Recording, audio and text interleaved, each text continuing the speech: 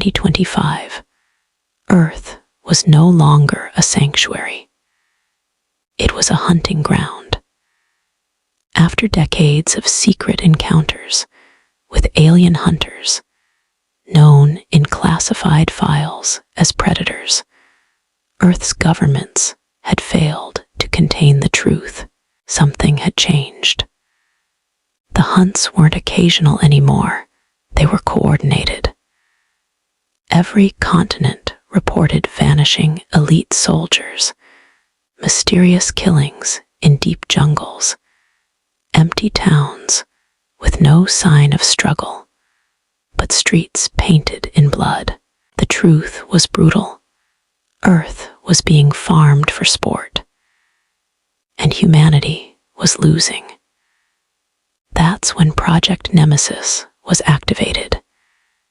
Buried deep in the Siberian deadlands, Nemesis was a black-budget operation designed not to stop the predator threat, but to become something worse, something even the predators feared.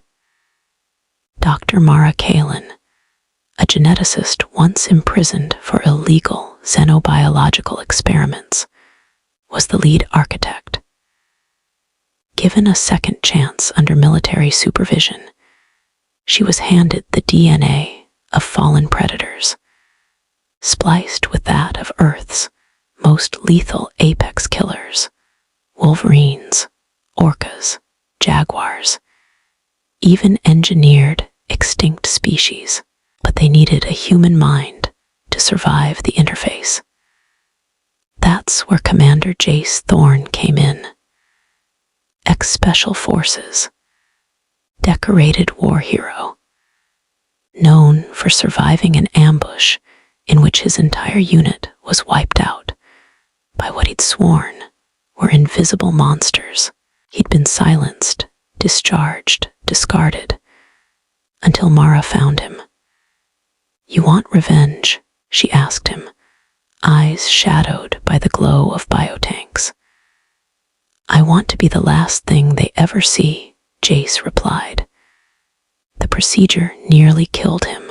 The DNA rewrote his nervous system. Predator tech was fused into his spine, his senses enhanced, his reflexes nearly precognitive. A weaponized symbiosis. But there was a cost. He began dreaming in alien visions, seeing symbols he couldn't explain, remembering kills he never made. He was becoming them. Meanwhile, orbiting silently beyond the moon, a massive predator mothership loomed, different from previous raiding ships. This one bore the markings of Catharun, the predator god-killer. A class of elder hunters who came only for extinction-level trophies. Earth wasn't a game anymore. It was an arena. They landed in teams, 13 apex predators, each genetically enhanced, each seeking one target: Jace. Because he was now considered the ultimate prey. What followed was hell. From Moscow's frost-cracked ruins to the submerged ruins of San Francisco, Jace hunted and was hunted. Mara coordinated from a mobile lab, decoding alien transmissions. Each kill made Jace stronger and more unstable. The alien tech in his spine was learning too fast, adapting, shifting his biology beyond human limits. But he wasn't alone. During a raid on a predator base in Patagonia, Jace rescued a captured woman, Isla, a half-human, half-predator hybrid grown in a lab aboard the enemy ship. She was bred for infiltration, but she turned on her creators. Her mind was fierce, her instincts pure, and she had answers. They didn't come for the hunt, she told Jace one night beside the remains of a burning scout ship. They came because you exist. They fear evolution. Jace looked at her, scars glowing faintly under moonlight. Then we give them something to fear. Their bond deepened. Between ambushes and escapes, they found time for quiet moments, shared memories, laughter, something that felt dangerously close to love. But as Jace became more predator than human, he began pushing Isla away. "I can't lose myself," he told her. "If I do, they win." "You're not losing yourself," she said. "You're becoming something new." Together, they set a final trap, luring the last 4 elite predators to Antarctica, into a former research station, repurposed with cloaking fields and predator mimicry tech.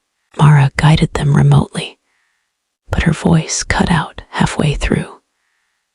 The mothership was descending. Inside the station, all hell broke loose.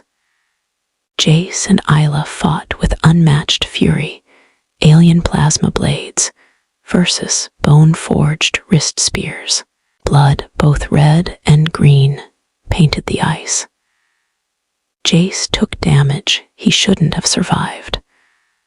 Isla was gutted, protecting him from a cloaked brute twice her size. Her last words, "Finish it." Jace snapped. He unleashed the full potential of the Nemesis protocol. His body surged, tendons reinforced with alien mesh. His eyes turned completely black, seeing through walls, illusions, and time itself. He became the predator of predators. He stormed the descending mothership alone. Inside, the Catharun Elder awaited, taller than any before, its armor etched with the skulls of conquered species. The final battle was savage. Jace was faster, but the Elder was ancient. Every move felt predetermined. Bones broke. Tech shorted out. At the brink of death, Jace remembered Isla's touch, her warmth, her choice to stand with him, and he chose not to be a monster. He let go of the killer instinct and used strategy instead. He set off a plasma overload, baiting the Elder into a chamber lined with cloaked mines Mara had hidden years ago. The explosion tore the Elder apart. Jace escaped as the ship detonated above the southern ice.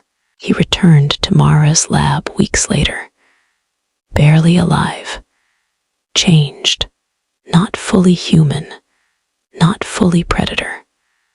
"What do we do now?" Mara asked, seeing the pain in his eyes. Jace looked up at the stars. "We build something better, a new kind of hunter, not one that kills for pride, but protects for peace." He buried Isla at sea, where the stars reflected on the waves like silent promises. The world believed the invasion had been repelled by orbital weapons. The truth became myth. Whispers of a ghost who stalked alien shadows. They called him the Predator Killer. And in the silence of the night, something still watched from beyond the void, learning, waiting. But Earth was ready now, because one of its own had become the apex